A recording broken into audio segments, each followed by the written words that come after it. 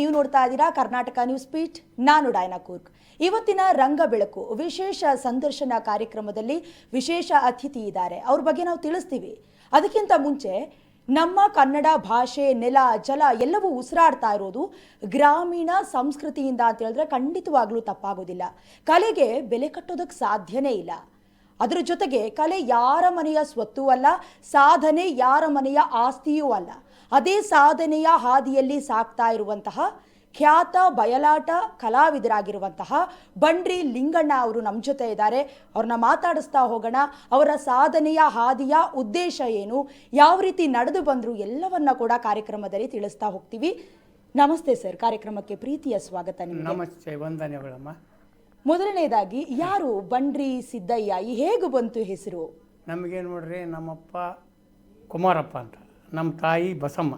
ನಮ್ಮದು ಸ್ವಂತ ಊರು ತಾಳೂರು, ಬಳ್ಳಾರಿ ಡಿಸ್ಟಿಕ್, ಸೊಂಡ್ರೂರು ತಾಲೂಕು. ನಮಗೆ ಸೊಂಡ್ರೂರು ತಾಲೂಕಿನಾಗ ನಾವು ಈಗ ಒಂದು 56 ವರ್ಷದಿಂದ ಈ ಕಲೆ ನಮ್ಮ ಹತ್ರ ಐತಿ. ನಾವು ಬಯಲಾಟ ಆಡಿದ್ದೀವಿ. ಆಮೇಲೆ ಎಲ್ಲ ಜನಕ್ಕೆ ಕೂಡ ಅದ್ರ ತಿಳುವಳಿಕೆ ಹೇಳಿದ್ವಿ, ಯಾವ ರೀತಿ ನಿಂದಿರ್ಬೇಕು, ಹೆಂಗೆ ಕುಣಿಬೇಕು, ಏನು ಮಾಡ್ಬೇಕು, ಏನಿಲ್ಲ ಅಂತ. ಹಂಗಾಗಿ ನಾವು ಈ ಬಯಲಿಗೆ ಬಂದ್ವಿ. ಒಂದು ಸಲ ಊರಾಗ ಪ್ರೋಗ್ರಾಮ್ ಇತ್ತು, ಒಂದು 9 ದಿವಸದ ಕಾರ್ಯಕ್ರಮ. ಒಂದೊಂದು ಕಾರ್ಯಕ್ರಮ ಒಂದೊಂದು ದಿವಸ, ಅದು 9-10 ದಿವಸ ನಡೀತು. ಅದ್ರಾಗ ನಾವು ಒಂದು ತೋರಣಗಲ್ಲ ಅಂತ ಬರ್ತದೆ ನಮ್ಮ ಊರ ಹತ್ರ. ಆ ಊರಾಗ ಆ ಕಾರ್ಯಕ್ರಮಕ್ಕೆ ನಾನು ಹೋಗಿದ್ದೆ. ಅಲ್ಲಿ ನಮಗೆ ಕಾಂಟ್ರಾಕ್ಟ್ ಅಂತ ಒಬ್ಬ ಅಬ್ದುಲ್ ಐ ಅಂತ ಸಾಹಿಬಿದ್ದಾನೆ. ಯಜಮಾನ ಬಯಲಾಟದ ಮಾತು ಭಾಳ ನೀಟಾಗಿ ಹೇಳ್ತಾನಪ್ಪ. ಅವತ್ತು MLA ಕೊಡಿದ್ರು. ಅವರು ಎದುರಿಗೆ ಕರೆದು ಆತನ ಮಾತು ಹೇಳಂತ ಅಂತ ಅವ್ರು ಹೇಳಿದರು. ಅವಾಗ ನಾನು ಹೋದೆ ಅವ್ರ ಹತ್ರ. ನೋಡಪ್ಪ, ನೀನು ಬಯಲಾಟದ ಕಲಾವಿದ ಇದ್ದೀವಿ, ಒಂದು ಮಾತು ಹೇಳಂತ ಕೇಳಿ. ಆಗಲ್ಲಪ್ಪ ನಿಮ್ಮಂತೆ ಅಂತ ನಾನು ಮಾತು ಶುರು ಮಾಡಿದೆ. ಅಂದರೆ ನಿಮ್ಮ ತಂದೆ ತಾಯಿ ಎಲ್ಲರೂ ಕೂಡ ಇದೇ ರೀತಿಯಾದಂತಹ ಒಂದು ಬಯಲಾಟ ಆಡ್ತಾ ಇದ್ರ? ಯಾವ ವಯಸ್ಸಿಂದ ಈ ಗೀಳು ಹತ್ತಿತ್ತು ನಿಮಗೆ ಅಂತ? ಇಲ್ಲ, ಅವ್ರೇನು ಬಯಲಾಡ್ದಾರಲ್ಲ. ಅವ್ರೇನ್ರಿ, ನಾವು 10-12 ವರ್ಷಕ್ಕೆ ಇರುವಾಗಲೇ ನಮ್ಮ ತಂದೆ ತಾಯಿ ತೀರ್ಕೊಂಡಾರೆ. ನಾವು ಹಂಗೆ ನಮ್ಮ ಅಣ್ಣ ತಮ್ಮರು, ನಮ್ಮ ಚಿಕ್ಕಪ್ಪನವರು, ಅವ್ರ ಬಾಲದಿಂದ ನಾನು ಬೆಳೆದೆ. 10-12 ವರ್ಷದಾಗ ನಮ್ಮ ತಂದೆ ತಾಯಿ ಹೋಗ್ಬಿಟ್ರು. ಬಯಲಾಟ ಅಂತ ಹೇಳಿದ್ರೆ ಮೊದಲನೇದಾಗಿ ನಿಮ್ಮ ಯೋಚನೆಗೆ ಬಂದಿದ್ದೆ, ಇದು ನನ್ನ ಕೈಲಿ ಮಾಡೋಕ್ಕಾಗತ್ತಾ ಅಂತ ನಿಮಗೆ ಅನ್ನಿಸ್ತಾ? ಯಾವ ರೀತಿಯಾದಂತಹ ಒಂದು ಡಿಸೈನ್ ಅಥವಾ ವಿನ್ಯಾಸ ಹೇಗಿರುತ್ತೆ? ಬಯಲಾಟ ಅಂದರೆ ಒಂದು ಬಯಲಾಟ ರಾಮಾಯಣ ಮಹಾಭಾರತ ಅಂತ ಅವು ಒಂದು ಕಲೆ ಅದೇವ್ರಿ. ಅದ್ರಾಗ ಅವ್ರ ಊರಾಗ, ನಮ್ಮೂರಾಗ ಯಾವತ್ತಿಗೂ ನಾವಿನ್ನೂ 20 ವರ್ಷದೊಳಗಡೆ ಇದ್ರಾಗ ನಾವು ಆಡ್ಕೊತ ಇದ್ದೀವಿ ಬಯಲಾಟ. ನಮ್ಮೂರಾಗ ಅದು ದಕ್ಷಿಣ ಕನ್ನಡ ಇದ್ದಂಗೆ, ದಕ್ಷಿಣ ಹಾದಿ, ಆ ಹಾದಿಯಾಗ ನಾವು ಆಡ್ಕೊಂತ ಬಂದ್ವಿ. ಗುಂಪುಗಳನ್ನ ಕಟ್ಕೊಂಡು ಗುಂಪುಗಳು ಏನಿಲ್ಲ ಅಂದರೆ 10-12-15 ಪಾತ್ರನೂ ಇರ್ತಾರೆ.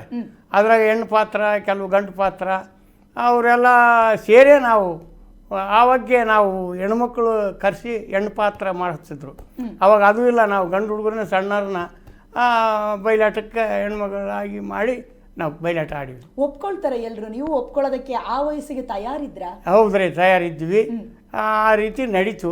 ನಾವೀಗ ಸುಮಾರಿಗೆ ಒಂದು 60 ವರ್ಷ ಮೇಲೆ ಆಗೈತೆ. ನಾನು ಈಗ 56 ವರ್ಷ ಈಗ ಇದ್ರಾಗ ನಾ ಬಯಲಾಟನೂ ಆಡೀನಿ. ಜನಕ್ಕೆ ಹೇಳೀನಿ ಯಾವ ರೀತಿ ಹೇಳ್ಬೇಕು, ಹೆಂಗೆ ಅವ್ರು ಶುದ್ಧ ಮಾಡಬೇಕು, ಕಲಿಯರಿಗೆ ಕಲಿಸ್ಬೇಕು, ಹೇಳೋರನ್ನ ಕೇಳಬೇಕು, ಇವನ್ನೆಲ್ಲ ಮಾಡಿದ್ವಿ. ಈಗ ರಂಗಾಯಣ ಅಂತ ಹೇಳಿದ್ರೆ ನಾಟಕಗಳು ಅಂತ ಹೇಳಿದ್ರೆ ಒಬ್ರು ಪ್ರೋತ್ಸಾಹ ಮಾಡೋದಕ್ಕಿರ್ತಾರೆ, ಅಥವಾ ಲಿಂಕ್ಗಳಿರ್ತವೆ. ಅಂದ್ರೆ ನೀವು ಬನ್ನಿ ಅಂತ ಕರೀತಾರೆ, ಕರ್ಕೊಂಡೋಗಿ ಸ್ಟೇಜ್ ಹತ್ತಿಸ್ತಾರೆ. ಆದ್ರೆ ಬಯಲಾಟ ಕೇವಲ ಉತ್ತರ ಕರ್ನಾಟಕ ಭಾಗದಲ್ಲಿ ಮಾತ್ರ ಜಾಸ್ತಿ ನೋಡ್ತೀವಿ, ಈಗ ನಮಗ್ ಗೊತ್ತಿರೋ ಹಾಗೆ. ಹಾಗಾಗಿ ಅದನ್ನ ಸೆಳೆಯುವಂತ ಕೆಲಸ ಹೇಗ್ ಮಾಡ್ತೀರಾ ನೀವು? ಅವ್ರೀಗ ಪೆಟ್ಟಿಗೆ ಮಾಸ್ಟರ್ ಅಂತ ಇರ್ತಾರೆ. ಅವರೆಲ್ಲ ಈಗ ರಾಮ ಅಂದ್ರೇನು, ಸೀತೆ ಅಂದ್ರೇನು, ಲಕ್ಷ್ಮಣ ಅಂದ್ರೇನು, ಭರತ ಅಂದ್ರೇನು, ಶತ್ರುಘ್ನ ಅಂದ್ರೇನು, ಇದು ರಾಮಾಯಣದಾಗ. ಮತ್ತು ಈ ಗಿರಿಜಾ ಕಲ್ಯಾಣ, ಕನಕಾಂಗಿ ಕಲ್ಯಾಣ, ಮತ್ತು ಗಿರಿಜಾ ಕಲ್ಯಾಣ, ಈ ದುಶ್ವಾಸನ ಕತೆ, ಇಂಥವೆಲ್ಲ ಬರ್ತಾವೆ. ಇದ್ರಾಗ ಕೆಲವು ಗಂಡು ಪಾತ್ರ, ಕೆಲವು ಹೆಣ್ಣು ಪಾತ್ರನೇ ಇರ್ತಾವೆ. ಇದರಲ್ಲಿ ಸವಾಲುಗಳು ಹೇಗಿರ್ತವೆ ಅಂದ್ರೆ, ಈಗ ಯಾವ್ದಾದ್ರು ಬಯಲಾಟ ಆಡ್ಬೇಕು ಅಂದ್ರೆ ನೀವು ಹೇಳ್ದಂಗೆ ಈ ರಾಮಾಯಣ ಮಾಡ್ತೀರಾ ಅಂತ, ಅದಕ್ಕೆ ಕಾಸ್ಟ್ಯೂಮ್ಗಳನ್ನ ಯಾವ ರೀತಿ ಹೊಂದಿಸ್ಕೊಳ್ತೀರಾ, ಅದ್ರ ಪ್ರಿಪರೇಷನ್ ಹೇಗಿರುತ್ತೆ, ತಯಾರಿ ಹೇಗಿರುತ್ತೆ? ಅವು ತಯಾರಿ ಅಂದ್ರೆ ಹಿಂದೆ ಬರ್ದಿಟ್ಟಾರ್ರಿ. ರಾಮ ಏನು ಮಾಡಿದ, ಲಕ್ಷ್ಮಣ ಏನು ಮಾಡಿದ, ಸೀತೆ ಏನು ಮಾಡಿದ್ಲು, ಮುಂದೆ ಆಂಜನೇಯ ಏನು ಮಾಡಿದ, ರಾವಣ ಏನು ಮಾಡಿದ, ವಾಲಿ ಸುಗ್ರೀವ ಏನು ಮಾಡಿದ್ರು ಅಂತ ಇದು ರಾಮಾಯಣದಾಗ. ಗಿರಿಜಾ ಕಲ್ಯಾಣದಾಗ ಅಂದ್ರೆ ಈಗ ಅವರು ಒಂದು ಥರ ಅದಾವೆ ಏನಮ್ಮ ತಾರಕಾಸುರ ಅಂತ ಆಗ ವಜ್ರದೊಷ್ಟ ಕಂಠೀರ ಅಂತ ಅವ್ರ ಮಂತ್ರಿಗಳು, ಮುಂದೆ ದೇವತರು ನಾರದ, ಕೃಷ್ಣ ಮತ್ತು ಬೃಹಸ್ಪತಿ, ಮುಂದೆ ಮನ್ಮಥ, ಆಮೇಲೆ ಪರಮಾತ್ಮ, ಪಾರ್ವತಿ, ನಂದೀಶ್ವರ, ಇದರ ಹೆಣ್ಪಾತ್ರಗಳು ಕೂಡ ಕೆಲವು ಅದಾವೆ. ಅವನ್ನೆಲ್ಲ ಸೇರಿಸಿ ಒಂದೊಂದು ಅಂಕ ಒಂದೊಂದು ರೀತಿಯಾಗಿ ನಾವು ಮೊದಲನೇದಾಗಿ ನೀವು ಮೊದಲು ಬಣ್ಣ ಹಚ್ಚಿದಾಗ ಯಾವ ತರ ಅನ್ನಿಸ್ತಾ ಇತ್ತು ನಿಮಗೆ? ನಮ್ಗೆ ಯಾವ ಥರ ಆತ ಅಂದ್ರೆ ಖುಷಿಯಾಗಿ ಮಾಡಿದ್ರ? ಅವು ಖುಷಿಯಾಗಿ ಎಂಬುದೇನು ಹಿರಿಯರು ಒಂದು ಅಕ್ಷರ ಆಗಲಿ, ಯಾವ ಅಕ್ಷರ ಹೆಂಗೆ ಅನ್ಬೇಕು, ಹೆಂಗೆ ಹೇಳ್ಬೇಕು, ಹೆಂಗೆ ಇಳಿಸ್ಬೇಕು, ಯಾವ ರೀತಿ ನಾವು ಆಡಬೇಕು, ಇವನ್ನೆಲ್ಲ ನಮಗೆ ಭಾಳ ಮನದಟ್ಟಾಗಿ ಕಂಠಪಾಠ ಮಾಡಿ 6 ತಿಂಗಳು ವರ್ಷ ಕಲಿತಿದ್ದೀವಿ ರೀ. ಆವಾಗ ನಮ್ಮನ್ನು ಬಯಲಿಗೆ ಒಪ್ಪಿ ನೀನು ಕಲ್ತಿಯಪ್ಪ ಈಗ ಆಡ್ಬೋದು ಅಂತ. ಇದಕ್ಕೆಲ್ಲ ವೇದಿಕೆಗಳಿರ್ತಾವ ಅಥವಾ ಜನಸಂದಣಿ ಮಧ್ಯೆ ನಿಂತ್ಕೊಂಡು ನೀವು ಈ ಪ್ರದರ್ಶನಗಳನ್ನ ಮಾಡ್ತೀರಾ? ಯಾವ ರೀತಿ ಇರುತ್ತೆ ಅದು? ಇಲ್ರಿ, ವೇದಿಕೆ ಎಂಬುದೇನು ವೇದಿಕೆ ಇದ್ದಂಗೆ ಅಟ್ಟ ಅಂತ ಹಾಕ್ತಾರೆ. ಇವಾಗೆಲ್ಲ ಕಂಬಗಳು ಉಣಿ ಮಂಚ ಮಾಡಿದಂಗೆ ಮಾಡಿ ಅಲಿಗ್ಗಳು ಹಾಕಿ ಎಲ್ಲ ಪೆಟ್ಟಿಗೆ ಮಾಸ್ಟ್ರು, ತಾಳಮದ್ಲೆಯರು ಅವರೆಲ್ಲ ವಾದ್ಯಗಳವ್ರು ಇರ್ತಾರೆ, ಅವ್ರನ್ನ ಸೇರಿಸ್ಕೊಂಡೇ ನಾವು ಪ್ರಾರಂಭ ಮಾಡ್ತೀವಿ. ಈಗ ಯಾವ್ದಾದ್ರು ಒಂದು ಸಂದರ್ಭನ ನೆನಪಿಸ್ಕೊಂಡು, ಈಗ ಗಿರಿಜಾ ಕಲ್ಯಾಣನೋ ಅಥವಾ ರಾಮಾಯಣದ್ದು ಯಾವ್ದಾದ್ರು ಒಂದು ಹಾಡು ನಿಮಗೆ ನೆನಪಾಗೇ ಆಗುತ್ತೆ, ಯಾಕೆ ಹಾಡೋ ಪ್ರಯತ್ನ ಮಾಡಬಾರ್ದು? ಈಗ ನೀವು ಮಾಡ್ತವಮ್ಮ ಮಾಡಿ. ಇವಾಗ ನಾವು ಈ ಜಾಗಕ್ಕೆ ಬಂದಿದ್ದು, ಇದು ನಮ್ಮದು ಬಳ್ಳಾರಿ ಜಿಲ್ಲೆ ಸೊಂಡೂರು ತಾಲೂಕು. ಈಗ ನಾವು ಒಂದು ಬಯಲಾಟ ಇದು ಪ್ರಶಸ್ತಿಗಾಗಿ ನಾನು ಈ ಊರಿಗೆ ಬಂದಿದ್ದೆ.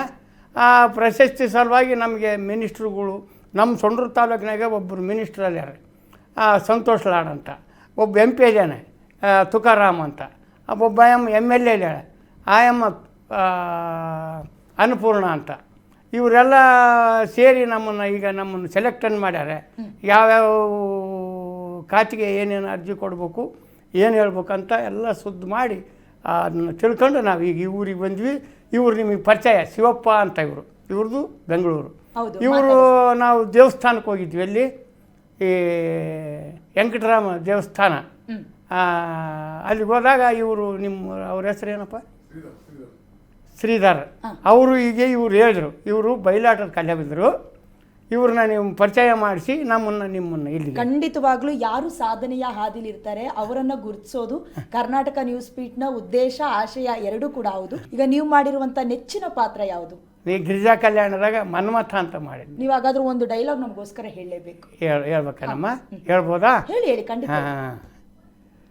ಹೇ ರತಿ ಸತಿ ಇದರ ಗತಿ ಮೋಹದ ಮತಿ, ಹೇಳುವೆನು ಹೇಮಕೂಟದ ಸ್ಥಿತಿ, ಸಂಸಾರ ತಾಪತ್ರಯಗಳೆಂಬ ಧಾರೀಷಣ ಪುತ್ರಿಷಣ ಧನಿಷಣ, ಇವುಗಳಂಬಿಟ್ಟು ಜ್ಞಾನಯೋಗಿಯಾಗಿ ಈ ಪಂಪಾ ಸ್ಥಳಕ್ಕೆ ಬಂದು ಮಹಾಕ್ಷೇತ್ರಮಂ ನೋಡುವ ಪರ್ಯಾಂತರ, ಮಾನವ ಜನ್ಮಕ್ಕೆ ಮುಕ್ತಿಯೇ ಇಲ್ಲವೆಂದು ಜಗತ್ತಕ್ಕೆ ಕೈ ಎತ್ತಿ ಸಾರುವಂತೆ ಮಹಾದ್ವಾರದ ಗೋಪುರದ ಕಲಶಗಳನ್ನು ನೋಡಿದ ಆ ಸತಿ, ಎಲ್ಲಿ ನೋಡಿದರು ತೆಂಗಿನ ವನಾಂತರಗಳು, ಎತ್ತ ನೋಡಿದರು ರಸದಾಳಿಯ ಪಸರ್ವೆಗಳು, ಆಕಾಶವು ಕನ್ನಡಿಯೋಳು ಕಾಣುವುದು ಕಾಂತೆ, ಬಾಲ ಸೂರ್ಯನ ಬೆಳಕಿಗೆ ಹೊಳೆಯುವ ಮಾತಂಗ ಮಾಲ್ಯವಂತ ಹೇಮಕೂಟ ಋಷಿಶೃಂಗ ಕಿಷ್ಕಿಂದಾದಿ ಪಂಚಪರ್ವತಗಳ ಸ್ಥಿರ ಛಾಯಗಳನ್ನು ನೋಡಿದ ಅರಮನೆ, ಎಲ್ಲಿ ನೋಡಿದರು ಅಂಜನಾದ್ರಿ ತಂಗಾಳಿಯ ಮಂಟಪಗಳು, ಇಕೋ ಇದೇ ನೋಡು ವಿಜಯ ವಿಠಲ ದೇವತಾ ಭವನ, ಇಕೋ ನೋಡು ವೆಂಕಟೇಶ್ವರ ದೇವಾಲಯಂ ನೋಡು.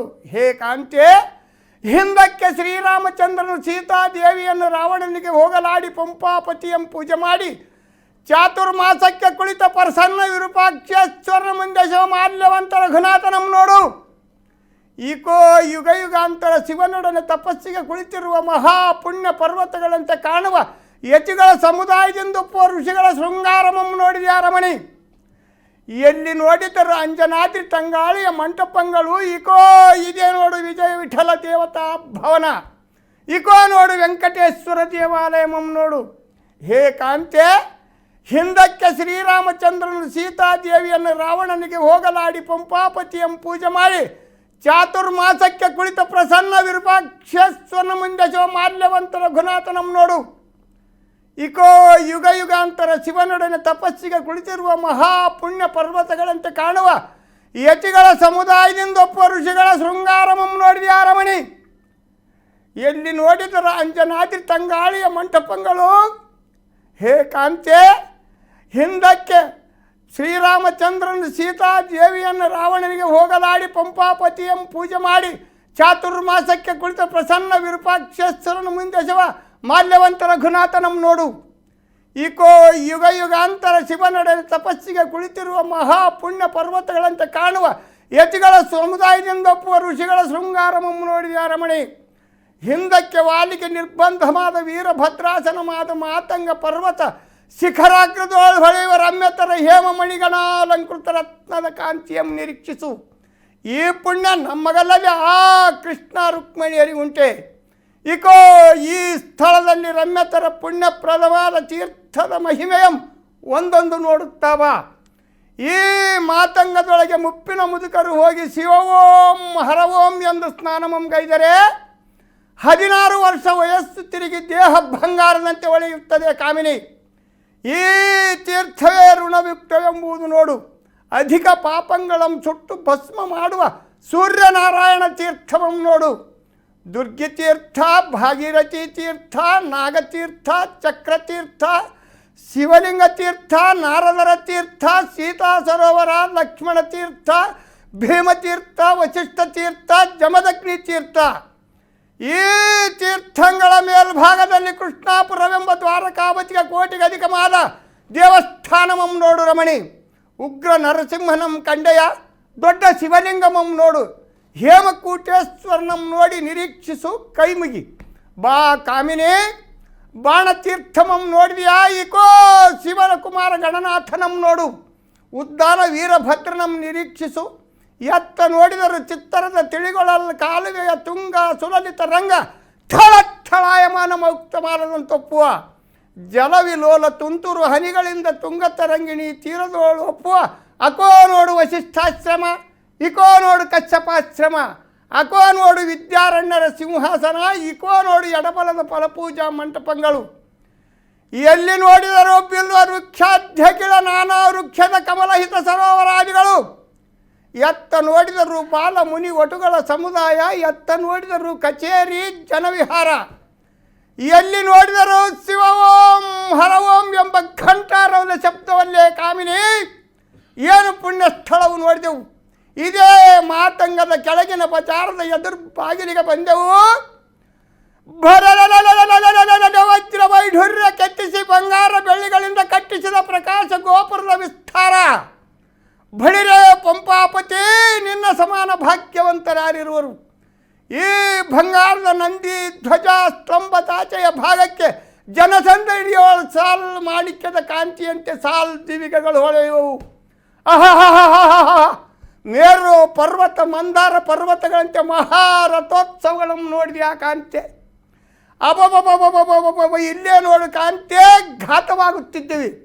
ರಸಾತಳಕ್ಕೆ ಪಾದ ಬಚ್ಚಿ ಕೊನೆಗೊಂಬಿನಿಂದ ಅಂಬರಮಂ ತುಂಬಿ ಚಿಮ್ಮಿ ಹೂಂ ಎಂದು ನಿಲ್ಲಿಸಿ ಗಂಗೆಯ ತೊಗಲು ಕಾಲುಗೊರಚಿಗೆ ತಗಲುವಂತೆ ಜಗದಾದಿ ಧರ್ಮ ದೇವತೆ ಕಲ್ಯಾಣ ನಗರ ಪಾವನತರ ಮೂರ್ತಿ ಗುರುಲಿಂಗ ಜಂಗಮ ಪಾದ ತೀರ್ಥ ಪ್ರಸಾದ ಸೇವಾ ವಿರಕ್ತ ವೀರಶೈವ ಪ್ರಭಾ ಪುಂಜರಂಜಿತ ಪಂಪಾಪತಿಯಂ ಪೊತ್ತು ಕ್ಷಣಾರ್ಧದೋಳು 14 ಲೋಕಮಂ ಸಂಚಾರ ಮಾಡುವ ಎದುರು ಬಸವೇಶ್ವರನೆಂಬ ನಂದಿಯ ಮಹಾಕಾವಲಿಯ ಭೀಕರಮಂ ನೋಡಿದ್ಯಾ ಕಾಂತೆ? ಈತನ ಆಜ್ಞೆಯಲ್ಲಿ ಈ ಬುರದ ಧರ್ಮ ಸದ್ಧರ್ಮ ಯೋಗ ಯೋಗಾಸನ ಯಜ್ಞಾದಿಗಳು ನಡೆಯುತ್ತಾವಲ್ಲದೆ, ಇಲ್ಲವೇ ಈ ಗೊಂಡಾರನಣ್ಯದಲ್ಲಿ ಈ ಋಷಭೇಂದ್ರನ ಅಂತಃಕರಣ ಹೊಂದಿಲ್ಲದಿದ್ದರೆ ಪಂಪಾಪತಿಯ ತಪಸ್ಸು ಸಾಗುತ್ತಿತ್ತೆಲ್ಲಿ ಕಾಮಿನಿ? ನೋಡನ್ನ ಪರಾಕ್ರಮ. ಹರರರರರರರರ 4 ಚರಣಮಂ ಭೂಮಿಗಿಟ್ಟು ಪಂಪಾಪತಿಯ ಕಡೆಯಿಂದ ಭಕ್ತಿಯಿಂದ ನಿಂತಿರುವ ಪಶುಸ್ಪಾದ ಚಂತು ನೀನದಾವನದೈ ವೃದ್ಧ ಪಶುವೆ. ನಿಜವಾಗ್ಲೂ ಕೆಲವೊಂದು ಸರಿ ಏನನ್ಸತ್ತೆ ಅಂತ ಹೇಳಿದ್ರೆ, ಎಂಥ ವಿದ್ಯಾವಂತರಿಗೂ ಕೂಡ ಇಷ್ಟು ನೆನಪಿರಲ್ಲ. ಎಷ್ಟು ಓದಿದ್ದೀರಾ ಅಂತ ಹೇಳ್ಬಿಡಿ ನಮ್ಗೆ. ನಾವು 6ನೇ ಕ್ಲಾಸ್ ಓದಿನಮ್ಮ ಅಷ್ಟೇ. ಎಷ್ಟು ನೆನಪಿನ ಶಕ್ತಿ ಅದು ನೋಡಮ್ಮ, ನನಗೆ ಅದು ಹಿಂದೆ ಹಿರಿಯರು ಇದು ಪುಸ್ತಕ ಕೂಡ ನೋಡಂಗಿಲ್ಲ. ಯಾವ ಟೈಮ್ ಸರಿ ಯಾವ ಮಾತು ಹೇಳ್ಬೇಕು ಅದರಂತೆ ನಾನು ಕಂಠಪಾಠನೂ ಮಾಡಿ ಬರ್ಕೊಂಡು ಏನಾದರೂ ಕಲಿತೀವಿ. ಬರೀ ಪುಸ್ತಕ ಬರ್ಕೊಂಡೆ ಕಂಠಪಾಠ ಮಾಡಿ ಅವಾಗ ಆ ಪುಸ್ತಕನೇ ಇಸ್ಕೊಂಡ್ಬಿಡ್ತಾರೆ ಯಜಮಾನರು. ನೀನು ಅದನ್ನು ಹೆಚ್ಚಿಕೊಡಮ್ಮಂಗ ಇಲ್ಲ, ನೀನೇ ಸ್ವಂತ ಹೇಳ್ಬೇಕು ಅಂತ ಆ ಮಟ್ಟಕ್ಕೆ ನಾವು. ಇಲ್ಲಿವರೆಗೂ ಎಷ್ಟು ಪಾತ್ರದಲ್ಲಿ ಅಭಿನಯಿಸಿ? ನಾನು ಈಗ ಏನಿಲ್ಲ ಅಂದ್ರೆ ಒಂದು 30 ಪಾತ್ರ ಆಡಿನಮ್ಮ. ಮತ್ತು ಕಲಿಸೋದು ಜನಕ್ಕೆ ಹೇಳೀನಿ. ಒಂದು 4 ಜಿಲ್ಲೆಗೆ ನಾನು ಬಹಳಷ್ಟು ಪ್ರಶಸ್ತಿಗಳು ಕೂಡ ತಗೊಂಡೇನಿ. ಆದಷ್ಟು ಜನನು ಕೂಡ ನಾನು ಒಪ್ಪ್ಯಾರ. ನಾವು ಈಗ ಸಾಮಾನ್ಯವಾಗಿ ಎಲ್ಲಿ ಆ ಭಾಗದಾಗ ನಮ್ಮ ಡಿಸ್ಟಿಕ್ನಾಗ ಎಲ್ಲಿ ಆಟಗಳಲ್ಲೇ ಬಂದ್ರೂ ನನಗೆ ಹೇಳ್ತಾರೆ, ಹೋಗ್ತೀನಿ ಅವ್ರಿಗೆ ಹಿಂಗೆ ಕಲಿಬೇಕು, ಹಿಂಗೆ ಹೇಳ್ಬೇಕು, ಹಿಂಗೆ ಮಾಡಬೇಕು, ಹಿಂಗೆ ನಿಂತಿರ್ಬೇಕು, ಹಿಂಗೆ ಕಾಲ ಹೆಂಗೆ ಅಡ್ಡಾಡಬೇಕು, ಇವೆಲ್ಲ ನನಗೆ ಗೈಡೆನ್ಸ್ಗಳಿವೆ. ಅವರಿಗೆ ನಾನು ಸಲಹೆ ಕೊಡ್ತೀನಿ. ಸರಿ, ಇವಾಗ ನೀವು ಗೊತ್ತಿರೋ ಹಾಗೆ ಮೊಬೈಲ್ ಪ್ರಪಂಚ, ಹೌದು. ಮೊಬೈಲ್ ಬಂದ್ಮೇಲೆ ಎಲ್ಲೋ ಒಂದ್ ಕಡೆ ಹುಡುಗರು ಹುಡುಗಿರು ಯಾವ ಸಮುದಾಯದವರು ಕೂಡ ಬಂದು ಬಯಲಾಟ ಆಡ್ತೀವಿ ಅನ್ನುವಂತ ಒಂದು ಇಂಟ್ರೆಸ್ಟ್ ತೋರಿಸಲ್ಲ. ಅಂತಂದ್ರೆ ನೀವು ಯಾವ ರೀತಿ ಸೆಳಿತೀರಾ ಅಂತ. ನಿಮ್ಮ ಕಾಲದಲ್ಲಿ ಅದೊಂದೇ ಆಪ್ಷನ್ ಇತ್ತು, ಕಲಿಬೇಕಾಗಿತ್ತು. ಇವಾಗಿನ ಯುವ ಜನತೆ ಇದಾರಲ್ವಾ, ಈಗ ನನ್ನ ವಯಸ್ಸಿನವರು, ನನ್ನ ನೀವು ಕಲಿಬೇಕು ಅಂತ ಹೇಳಿದ್ರೆ ನಾನು ಅಷ್ಟೊಂದು ಇಷ್ಟಪಟ್ಟು ಬರೋದಿಲ್ಲ. ಅಂತವ್ರಿಗೆ ಏನ್ ಮಾಡ್ಬೇಕು ಅಂತ ನಿಮ್ಮ ಒಂದು ಅಭಿಪ್ರಾಯ? ನಾವು ಬಂಧನ ಮಾಡ್ತೀವಿ, ನಮಗೆ ಇಚ್ಛೆ, ನಾವು ಆಡೀವಿ, ನಿಮಗೆ ಕಲಿಸ್ಬೇಕು, ಒಬ್ರಿಗೊಬ್ರು ನೀವು ಉಮೇದಿ ಪಡ್ಬೇಕು. ಅವ್ರು ಏನಾದರೂ ಒಬ್ರಿಬ್ರು ವ್ಯತ್ಯಾಸ ಮಾಡ್ಕೊಂಡ್ರು ಕೂಡ 4 ಜನ ನಮ್ಮಂಥ ಹಿರಿಯರು ಕಲಿತು ಅವ್ರನ್ನ ಮನಸೊಪ್ಪಿಸಿ ಸಾಧಾ ಮಾಡಿ ಪ್ರತಿ ವರ್ಷಕ್ಕೆ 1-2-3 ನಾವು ಊರಾಗ ಆಡಂಗೆ ಮಾಡ್ತೀವಿ. ಈಗ ನೀವು ಬಯಲಾಟ ಆಡ್ತೀರಾ, ಏನಾದರೂ ಹಣ ಅಥವಾ ನಿಮಗೆ ಒಂದು ಸಂಬಳ ಅಂತ ಏನಾದರೂ ಇದೆಯಾ? ನಾವು ಇಲ್ಲಮ್ಮ, ನಾನು ಸ್ವಂತ ಕಲ್ತ ಆಡೋದು ಹೇಳೋದೈತೆ. ಅವ್ರಿಗೆ ಏನಿಲ್ಲ ಅಂದರೆ ಈ ಖರ್ಚುಗಳು ಭಾಳ ಬರ್ತಾವೆ. ಹೆಣ್ಮಕ್ಳು ಒಂದು ಹೆಣ್ಣು ಪಾತ್ರ ಕರ್ಕೊಂಬರಕ್ಕಾದ್ರೆ ಅವ್ರಿಗೆ 20,000 ಬೇಕು. ಒಂದು ಸಲ ಪ್ರಯೋಗ ಅವ್ರಿಗೆ ಒಂದು ಪ್ರಾಕ್ಟೀಸ್ ಕೊಟ್ಟು, ಸ್ವಲ್ಪ ಎಡಬಲ ಇರೋರಿಗೆ ಅವ್ರಿಗೆ ಒಳ್ಳೆ ರೀತಿಲಿ ಹೇಳ್ಕೊಟ್ಟು ಒಂದು ಪಾತ್ರ ಮಾಡಿ ಅವ್ರು ಹೋದ್ರೆ ಮುಂಜಾನೆ 20,000 ಕೊಡ್ಬೇಕು. ಆ ನಮೂನಿಗೆ ಬೆಳ್ದೈತಿ ಇವಾಗ. ಹಾಗಾದ್ರೆ ಹೇಗೆ ಹಣಕಾಸಿಗೆಲ್ಲ ಹೇಗೆ ನಿರ್ವಹಣೆ? ಯಾರು ಎಷ್ಟು ಕನಿಷ್ಠ ಅಂದ್ರೆ 10-12 ಜನ ಗಂಡು ಪಾತ್ರದಾರ ಇರ್ತಾರೆ. ಅವ್ರು ಹೆಣ್ಣು ಪಾತ್ರದಾರ ಏನು ರೊಕ್ಕಿಸ್ಕೊಂಡು ಆಡೋರು, ಇವ್ರದ್ದು ಅವರೇ ನೋಡ್ಕೋಬೇಕು. ಮತ್ತೇನಾದ್ರೂ ಅಂಥವು ಈಗ ಸ್ವಲ್ಪ ಈ ಸಂಸ್ಕೃತಿ ಇಲಾಖೆಯವರು ಸ್ವಲ್ಪ ಸಹಾಯ ಮಾಡ್ತಾರೆ. ಮತ್ತು ಅದನ್ನು ಇವಾಗ ಎಷ್ಟು ಬರ್ತೈತೆ ಅಷ್ಟು ಅವ್ರು ಪಾತ್ರ ಮಾಡಿದರೆ ಹಾಕ್ಕೋಬೇಕು. ಎಷ್ಟು ಕಾರ್ಯಕ್ರಮಗಳಲ್ಲಿ ಆಗಿದ್ದೀರಾ ಅಂತ ಈಗ ನೀವು? ನಾನು ಈಗ ಸುಮಾರಿಗೆ ಒಂದು 100 ಆಟ ಆಡೋರ್ತಾಗ ಭಾಗಿಯಾಗೀನಿ. ಸ್ವಯಂ ಒಂದು 30 ಸಲ ಈ ಪಾತ್ರಗಳು ಮಾಡೀನಿ. ಕತೆಗಳನ್ನ ನೀವೇ ರಚನೆ ಮಾಡ್ತೀರಾ? ಇಲ್ಲ, ಅವು ಆಲೆ ಬರೆದಿಟ್ಟು ಕತೆಗಳಿದಾವೆ, ಅದನ್ನೇ ನಾವು ಕಲ್ತ್ಕೊಂಡು ಪ್ರಚಾರ ಮಾಡೋದು. ಈ ರೀತಿ ಕಂಠಪಾಠಗಳು ಮಾಡಿ ನಾವು ಜನಕ್ಕೆ ಒಪ್ಸೋದು. ಕೇವಲ ಪುಸ್ತಕದಲ್ಲಿರೋದಕ್ಕೆ ಮಾತ್ರ ನೀವು ಹಾಗಾದ್ರೆ ಒಗ್ಗೂಡ್ಕೊಂಡ್ಬಿಟ್ಟಿದ್ದೀರಾ, ಅಥವಾ ಸಾಮಾಜಿಕವಾಗಿ ತುಂಬಾ ಪಿಡುಗುಗಳಿದೆ? ನಾನು ಎಕ್ಸಾಂಪಲ್ ಉದಾಹರಣೆಗೆ ಹೇಳೋದು, ವರದಕ್ಷಿಣೆ ಕಿರುಕುಳ ಆಗಿರಬಹುದು, ಅಥವಾ ಚಿಕ್ಕ ವಯಸ್ಸಲ್ಲಿ ಮದುವೆ ಮಾಡಿಬಿಡ್ತಾರೆ, ಬಾಲ್ಯ ವಿವಾಹ ಆಗಿರಬಹುದು, ಅಥವಾ ಹೆಣ್ಣು ಮಕ್ಕಳ ಭ್ರೂಣ ಹತ್ಯೆ ಆಗಿರಬಹುದು. ಈ ತರ ಕಾನ್ಸೆಪ್ಟ್ಗಳನ್ನ ಇಟ್ಕೊಂಡು ನೀವು ಯಾವ್ದಾದ್ರು ರಚನೆಗಳನ್ನ ಮಾಡಿರೋದು, ಆ ತರ ಏನಾದ್ರು? ನಮಗೆ ಸ್ವಂತ ರಚನೆಯನ್ನು ಮಾಡಿಲ್ಲ, ಪುಸ್ತಕದಾಗ ಏನಿದಾವ ಅವನ್ನ ಮಾಡೀವಿ. ಇವಕ್ಕೆ ಸ್ವಲ್ಪ ತಿಳುವಳಿಕೆನೂ ಬರ್ತೈತೆ. ಅತ್ತೆ ಅಂದ್ರೇನು, ಮಾವ ಅಂದ್ರೇನು, ಮಗ ಅಂದ್ರೇನು, ಅಣ್ಣ ತಮ್ಮಳ ಅಂದ್ರೇನು, ಚಿಕ್ಕಪ್ಪ ದೊಡ್ಡಪ್ಪ ಅಂದ್ರೇನು, ಅದ್ರಾಗ ಕೆಲವು ವಿಚಾರಗಳು ಅದ್ಯಾವ. ಈ ಥರ ಮಾಡಿದ್ರೆ ಯಾರ್ಯಾರು ಔಷಧಿಗಳು ಏನಾಗ್ತವೆ ಆ ಕತೆಗೆ ಬರ್ತಾವೆ ರಚನೆ. ಅದನ್ನು ಕೇಳ್ಕೊಂಡು ಊರಾಗ ಕೂಡ ನೋಡಿ ಒಂದು ಕಡೆ ಬೇಜಾರಾಗೋದೇನು ಅಂದ್ರೆ, ಸರ್ಕಾರದ ಕೆಲವೊಂದಷ್ಟು ಕಾರ್ಯಕ್ರಮ ನಡೆಸ್ತಾರೆ ಅನ್ಕೊಳ್ಳಿ, ಅಲ್ಲಿಗೆ ನಮ್ಮ ಜಾನಪದ ಸಂಸ್ಕೃತಿಗೆ ಸಂಬಂಧಪಟ್ಟ ಹಾಗೆ ಈ ಕೋಲಾಟ, ಬಯಲಾಟ ಅಥವಾ ಈ ರಂಗಭೂಮಿ ಕಲಾವಿದರನ್ನ ಕರೆಸ್ತಾರೆ. ಅದಾದ್ಮೇಲೆ ಪ್ರೋಗ್ರಾಮ್ಗಳು ಕೂಡ ಆಗತ್ತೆ. ಅದಾದ್ಮೇಲೆ ಎಲ್ಲೋ ಒಂದ್ ಕಡೆ ಮರ್ತು ಹೋಗ್ತಾರೆ, ಕೇವಲ ಕಾರ್ಯಕ್ರಮಕ್ಕೆ ಮಾತ್ರ ಸೀಮಿತ ಮಾಡ್ಕೊಳ್ತಾರೆ ಅಂತ ನಿಮಗೆ ಅನಿಸುತ್ತೆ? ಹೌದೌದು. ಈಗ ನಾವು ಅದಕ್ಕೆ ಇದ್ರೆ ಎಲ್ಲ ಜನನು ಊರೆಲ್ಲ ಒಂದಿನಿಂಥ ದಿನ ಡೇಟ್ ಅಂತ ಕಾಯಿ ಮಾಡಿ ಅವ್ರನ್ನ ಒಪ್ಪಿಸಿ ಎಲ್ಲ ಕಂಠಪಾಠ ಮಾಡಿಸಿ ಅವ್ರಿಗೆ ನಾವು ಈ ತಿಂಗಳಿಗೆ ಆಡ್ಬೋದಪ್ಪ, ಈ ವಾರದಾಗ ಆಡ್ಬೋದು ಅಂದಮೇಲೆ ಅದನ್ನ ಕೆಲಸ ಮಾಡ್ತೀವಿ. ಒಂದು ರಾತ್ರಿ 9 ಗಂಟೆಗೆ ಚಾಲ ಆದರೆ ಬೆಳಿಗ್ಗೆ 6 ಗಂಟೆಗೆ ಮುಗಿತೈತಿ. 7ಕ್ಕೆ ಮುಗಿದ್ರು ಕೂಡ ಹಳ್ಳಿಗಳೊಳಗೆ ಎದ್ದೇಳೋದಿಲ್ಲ ಜನ, ಪೂರ್ತಿ ಆ ಕಥೆನೂ ಕೇಳ್ತಾರೆ. ಒಬ್ಬರಿಗೆ ಒಂದೇ ಪಾತ್ರ ಕೊಡ್ತಾರ, ಅಥವಾ ಈಗ ನೀವು ಹೇಳ್ದಂಗೆ ಕಿರೀಟ ಹಾಕೊಂಡು ಬರಬೇಕು ಅಥವಾ ಬಟ್ಟೆಗಳನ್ನ ಬದಲಾಯಿಸ್ಕೊಂಡು ಬರಬೇಕು ಅಂದಾಗ, ಈಗ ಸೀತೆ ಪಾತ್ರ ಮಾಡೋರು ಬರೀ ಅದೊಂದಕ್ಕೆ ಸೀಮಿತ ಆಗಿರ್ತಾರ, ಅಥವಾ ಅವ್ರಿಗೆ ಬೇರೆ ಪಾತ್ರನೂ ಕೊಟ್ಟಿರ್ತಾರ ಅದೇ ಕಥೆಯಲ್ಲಿ? ಏನೋ ಸ್ವಲ್ಪ ಸಣ್ಣ ಪಾತ್ರ ಇದ್ರೆ 2 ಕೂಡ ಒಬ್ಬೊಬ್ಬರಿಗೆ ಕೊಡ್ತಾರೆ, ನಿಭಾಯಿಸ್ತಾರೆ ಅವರು. ಮತ್ತು ದೊಡ್ಡ ಪಾತ್ರ ಆದರೆ ಒಂದೇ, ಹಂಗೆ ಅದ್ರಂಗೆ ನಡ್ಕೊಂಡು ಹೋಗೋದು. ಓಕೆ, ಈಗ ನಾವು ಬೆಂಗಳೂರಲ್ಲೆಲ್ಲ ನೋಡ್ದಂಗೆ, ದೊಡ್ಡ ದೊಡ್ಡ ನಗರದಲ್ಲಿ ನೋಡ್ದಂಗೆ ಈ ರಂಗಭೂಮಿಗಳಿಗೆ ಒಂದೊಂದು ಅಸ್ತಿತ್ವ ಇರುತ್ತೆ. ಅಂದ್ರೆ ಟೀಮ್ ಕಟ್ಕೊಂಡಿರ್ತಾರೆ. ಫಾರ್ ಎಕ್ಸಾಂಪಲ್ಗೆ ರಂಗಾಯಣ ಅಂತಲೋ ರಂಗಶಂಕರ ಅಂತಲೋ ಕಟ್ಕೊಂಡಿರ್ತಾರೆ. ಬಯಲಾಟದಲ್ಲಿ ಹೇಗಿರುತ್ತೆ? ಬಯಲಾಟದಾಗ ಏನಿಲ್ಲಮ್ಮ, ಈಗ ಕಿರೀಟಗಳು ಕಟ್ಕೊಂಡು ಕೆಲವು ತೋರಿಸಿದ್ರೆ ಅಂದ್ರೆ ಸಂಘಗಳಿರ್ತವೆ ಅಂತ, ಒಂದೊಂದು ಟೀಮ್ ಅಂತ ಕಟ್ಕೊಂಡ್ಬಿಟ್ಟಿರ್ತಾರೆ. ಈ ಇಷ್ಟು ಜನ ನಮ್ಮ ಪಾತ್ರದಲ್ಲಿ ಅಥವಾ ನಮ್ಮ ನಾಟಕದ ಟೀಮಲ್ಲೇ ಮಾಡ್ತಾರೆ. ಅದು ಒಂದು ಸಂಸ್ಥೆಗೆ ಒಂದು ಹೆಸರು ಕೊಟ್ಟಿರ್ತಾರೆ. ಹೇಳದ್ ನಾನೀಗ ಒಂದು ಡಯಾನಾ ಅಂತ ನನ್ನ ಹೆಸರಲ್ವಾ, ಈಗ ನನ್ನ ಹೆಸರಿನಲ್ಲಿ ಒಂದು ಟೀಮ್ ಕಟ್ಕೊಂಡು ಒಂದು 20 ಜನನ ಸೇರಿಸ್ಕೊಂಡು ಎಲ್ಲಾ ಕಾರ್ಯಕ್ರಮನ ಕೊಡ್ತಾ ಇರ್ತಾರೆ. ಇದೇ ರೀತಿ ನಿಮ್ಮ ಬಯಲಾಟದಲ್ಲಿ ಯಾವ ರೀತಿ ಇರುತ್ತೆ? ಹಿಂಗೆ ಜನನ ಅದ್ರಾಗ ಹೆಣ್ಣು ಪಾತ್ರ ಎಷ್ಟದೆ 5-6 ಇರ್ತಾವ ಅಷ್ಟೇ. 4-5 ಕೂಡ ಇರ್ತವೆ. ಗಂಡು ಪಾತ್ರ ಏನಿಲ್ಲ ಅಂದರೆ 10-12 ಮಂದಿ ಇರ್ತೀವಿ. ಅವ್ರ ಜೊತೆಗೆ ಯಾವ್ಯಾವ ಪಾತ್ರ ಯಾವ್ಯಾವ ರೀತಿ ಬರಬೇಕು, ಅವರು ಏನು ಮಾಡಬೇಕು, ಅವ್ರಿಗೆ ಉತ್ತರ ಏನು, ಅವ್ರು ಕೇಳೋವೇನು, ಹೇಳೋವೇನು, ಪದ ಆಡೋವೇನು, ಇವೆಲ್ಲ ಇರ್ತಾವೆ. ಅವ್ರವ್ರ ಪ್ರಶ್ನೆಗಳಿಗೆ ಉತ್ತರ ಹೇಳೋವು ಕೂಡ ಇರ್ತಾವೆ. ಓಕೆ, ಸ್ಪರ್ಧೆ ಅನ್ನೋದು ಯಾವ ರೀತಿ ನಡೆಯುತ್ತೆ ಅಂದ್ರೆ ನಿಮಗೆ ಆಪೋಸಿಟ್ ಆಗಿ ವಿರುದ್ಧವಾಗಿ ಯಾವ್ದಾದ್ರು ಟೀಮ್ ಇದೆಯಾ ಅಥವಾ ನಿಮ್ಮದು ಮಾತ್ರ ತಂಡನ? ಹೇಗೆ? ವಿರೋಧನೇ ಇಲ್ಲಮ್ಮ, ಯಾವ್ಯಾವ ಕಥೆಗೆ ಏನೇನು ಪಾತ್ರ ಬರ್ತಾವೆ ಅವರವರೆಲ್ಲ ಸೇರಿ ಅವರು ವಿರೋಧ ಮಾಡ್ಕೊಂಬರು, ವಿರೋಧ ಮಾಡಿ ಸರಿ ಮಾಡ್ಕೊಂತಾರೆ. ಮತ್ತು ಈ ರಾಕ್ಷಸರಂದ್ರೆ ಕೆಲವು ದೌರ್ಜನ್ಯಗಳು ಮಾಡೋರಿರ್ತಾರಲ್ಲ, ಆ ಥರ ಮಾಡಿ ಅವು ಯುದ್ಧಗಳು ನಡೆದು ಮತ್ತು ಒಳ್ಳೆಯವರಿದ್ದರೆ ಈ ರೀತಿ ನಡಿಬೇಕು. ಈ ಒಳ್ಳೆತನ ಯಾವತ್ತೂ ಹೌದು ಕಾಪಾಡ್ತೈತೆ, ನ್ಯಾಯ ಉಳಿತೈತೆ, ಅನ್ಯಾಯ ಅಡಿಗೆ ಹೋಗ್ತೈತೆ ಎಂಬ ಒಂದು ಅದ್ರಾಗ ಕಥೆಗಳಾಗಿ ಬರ್ತೈತೆ. ಎಲ್ಲೋ ಒಂದು ಕಡೆ ಕೇವಲ ಈ ಬಯಲಾಟಗಳು ಗ್ರಾಮೀಣ ಭಾಗಕ್ಕೆ ಮಾತ್ರ ಸೀಮಿತ ಆಗ್ಬಿಡ್ತು. ಯಾಕಂದ್ರೆ ಈಗಲೂ ಕೂಡ ಯಾರಿಗಾದ್ರೂ ಈ ಬೆಂಗಳೂರಲ್ಲಿ ಬಂದು ಬಯಲಾಟ ಗೊತ್ತಾ ಅಂದ್ರೆ ಎಷ್ಟೋ ಜನ ಗೊತ್ತಿಲ್ಲ.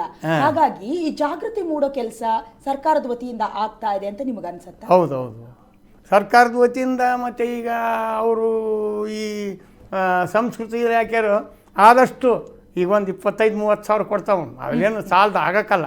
ಒಂದು ಬಯಲಾಟ ಕಲಿಸೋ ಒಬ್ಬ ಮೇಸ್ಟ್ರಿಗೆ 30-35 ಸಾವಿರ ಬೇಕು. ಮತ್ತು ಈ ಹೆಣ್ಮಕ್ಳು ಕರ್ಕೊಂಬಂದ್ರೆ ಅವ್ರು 10 ಸಾವಿರ ಬರೋದಾದ್ರೆ 15 ಸಾವಿರ ಆದರೆ ಅವ್ರು 4-5 ಮಂದಿ ಬೇಕು. ಏನಿಲ್ಲ ಲಕ್ಷಗಟ್ಟಲೆ ಖರ್ಚುಕೊಂಡು ಏನು ಮನವಿ ಮಾಡ್ಕೊಳ್ತೀರಾ ಸರ್ಕಾರಕ್ಕೆ ನಿಮ್ಮ ಪರವಾಗಿ? ಈಗ ನಾವು ಇಂಥ ಕತೆ ನಾವು ಕಲ್ತ್ಕೊಂಡಿವಿ ಅಂದರೆ ಪಾಂಪ್ಲೆಟ್ ಹಾಕ್ಸ್ಬೇಕು.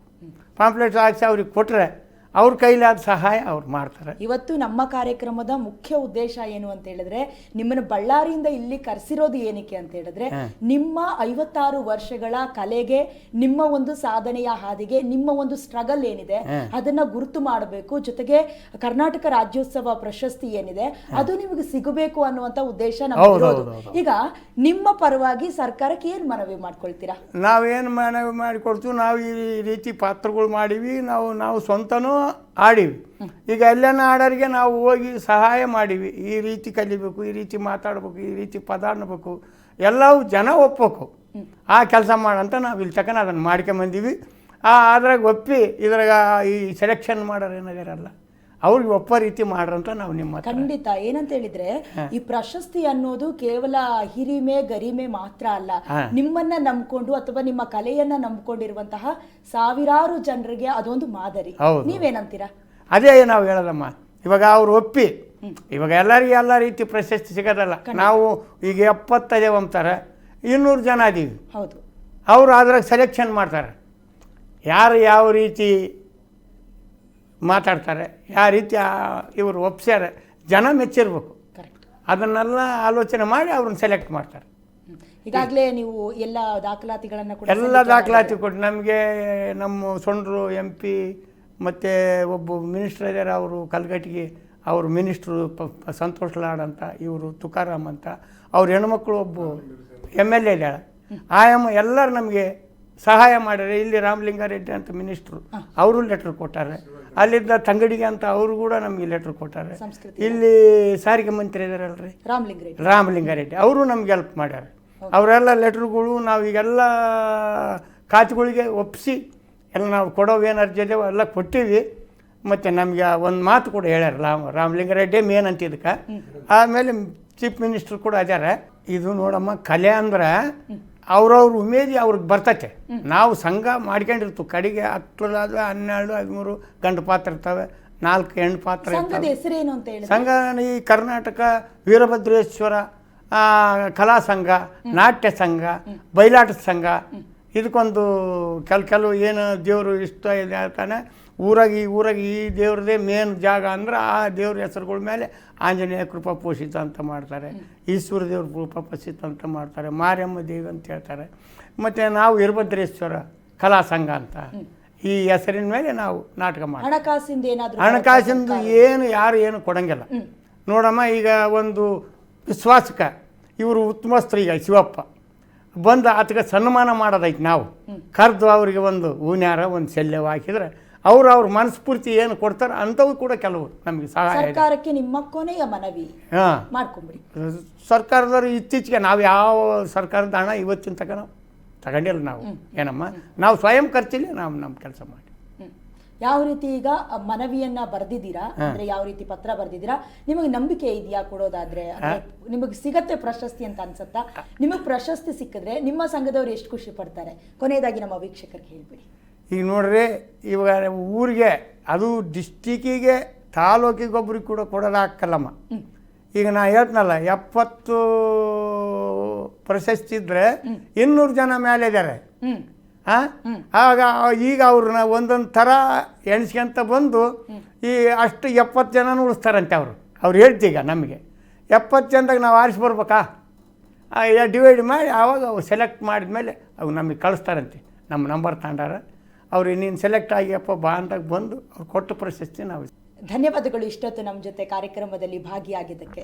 ನಮಗೆ ತುಂಬ ಸಂತೋಷಮ್ಮ. ದಯಾನ ಇಷ್ಟು ನಮ್ಮನ್ನು ಚರ್ಚೆ ಮಾಡಿ ನಮಗೊಂದು ತಿಳುವಳಿಕೆ ಕೂಡ ನಾವು ನನ್ನ ಕೈಲಾದಷ್ಟು ನಿಮಗೆ ಹೇಳೀನಿ. ಈಗ ನೀವು ನಮ್ಮ ಕೂಡ ಇಷ್ಟೊತ್ತು ಮಾತಾಡಿಕೆ ನನಗೆ ತುಂಬ ಸಂತೋಷ.